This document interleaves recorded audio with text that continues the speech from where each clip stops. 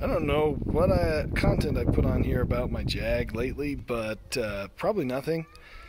The idea was to replace it with my GTO, which that was going pretty well. And then I looked at values for the Jag because I was going to sell it. And yeah, it's worth nothing. So no point in selling it. So I decided just to fix it. Now I'm driving it, and it's fun. So we're going to do a drive review of this thing. Let's see. Give you a different angle. Anyway, I'm going to cut now, and then the next view will be me driving it and just kind of talking about it. There you go. Alright everybody, I'm in my car now. I'm going to start it, and hopefully you'll be able to hear it well.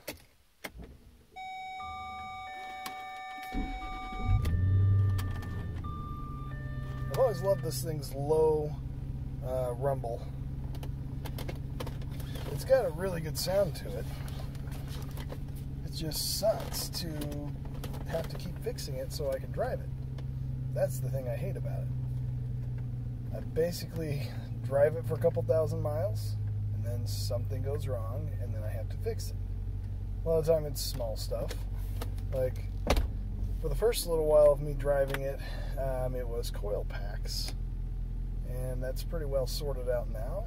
But then after that, I had vacuum leaks, and then I had to replace the couple of injectors, and then I decided just while I had it all apart, just to replace them all. Then I put it back together and had more vacuum leaks. So pull all back apart, do everything down again, fix the vacuum leaks, and then it started overheating. So I had to pull things apart, redo heater hoses and gaskets and other things, did a water pump on it, and then it still would overheat. And so I replaced the radiator, and I replaced it with an aluminum radiator. There's no plastic at all on it. And instead of 1 inch thick radiator, now I've got a 2.5 inch thick radiator. And it's still overheated after that. Turns out the problem was the clamps I was using on some of the heater hoses that were going into the heater core were not clamping right. So anyway, so that sucked, and that's about when I gave up on it. Also, to potentially reduce some of the heat, I put in a secondary transmission cooler. And so I did that, did the radiator, did the water pump, and it still had problems, and that's when I just gave up on it and decided to go with the GTO.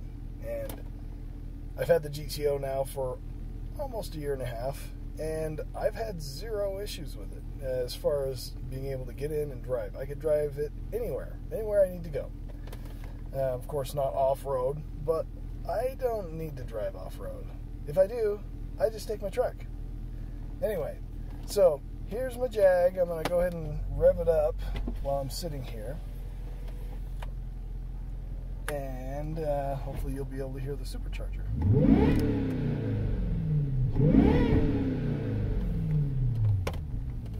So yeah, supercharger whine. You'll hear that a little more as I drive it. I'm going to try and do this with the window down, and hopefully in one take. And I am crawling with kids here at my house because, well, I mean, I don't have like a ton of kids. I just have 4 of them. They are all over. And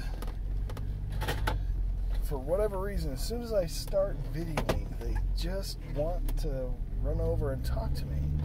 And I'm fine talking with them, but they're not interested in talking with me until I start videoing. So anyway, I'm not neglecting my kids. I am doing this, and then I will go back home and spend time with my kids. Right now there's the big pandemic going on, but we are not ordered to stay indoors at all costs, so I'm taking a ride in my car. If I need to be in public, I've got a mask, and I can do that. So anyway, let's see. I probably will not do this in one take, but so I'll probably pause it here and then come back right before I turn onto a main street that I can get up to speed. And so we'll go from there. So real quick, got my restricted performance. Well, it just barely came off, but I'm guessing at the beginning of this video you probably saw that. That kicks on every once in a while because I have another vacuum leak that I have to chase down again. So anyway, I'll go back to driving again.